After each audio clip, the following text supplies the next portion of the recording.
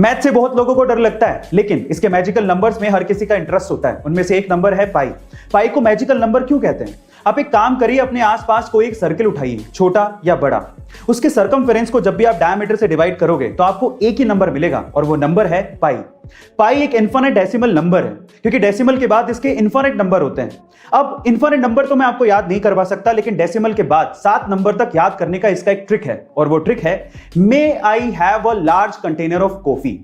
आपको इसमें हर एक वर्ड के लेटर्स काउंट करने हैं। मे में कितने लेटर होते हैं? 3, आई में 1, हैव में 4, ए में 1, लार्ज में 5, कंटेनर में 9, ऑफ में 2 एंड कॉफी में 6। तो अब ये नंबर हो गया 3.1415926। गाइस, क्या इसके पहले तक ये इंटरेस्टिंग ट्रिक आपको पता थी? कमेंट सेक्शन में जरूर लिखिएगा, और ऐसे अमेजिंग वीडियोस के लिए शेयर, सब्सक्राइब एंड लाइक। मिलता है अगली वीडियो में।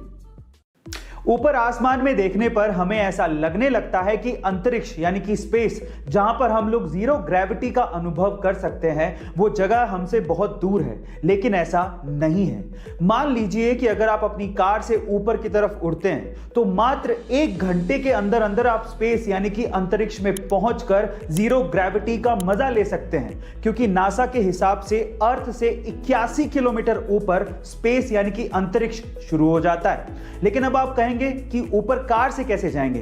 तो देखिए, ऐसा है कि फ्लाइंग कार्स तो बनी चुकी हैं। हो सकता है इन फ्यूचर हमारी फ्लाइंग कार्स में ऐसा मॉडिफिकेशन हो जाए जिससे हम आसानी से अंतरिक्ष जाकर सैर भी कर सकें। गाइस, आपको ये सोच के कैसा लग रहा है? कमेंट सेक्शन में जरूर लिखिएगा, और ऐसे अमेजिंग वीडियोस के लिए शेयर, सब्सक्राइब एंड लाइक। मिलते हैं अगली वीडियो में।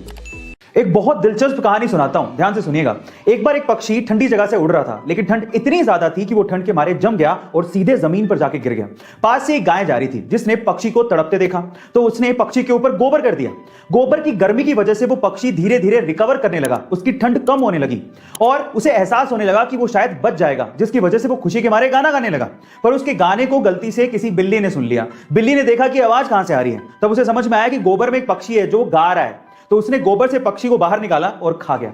अब इस स्टोरी का मोरल क्या है, ध्यान से सुनिएगा। पहला, जरूरी नहीं है कि जो आप पे गोबर करे या आपको कष्ट दे वो आपका दुश्मन है।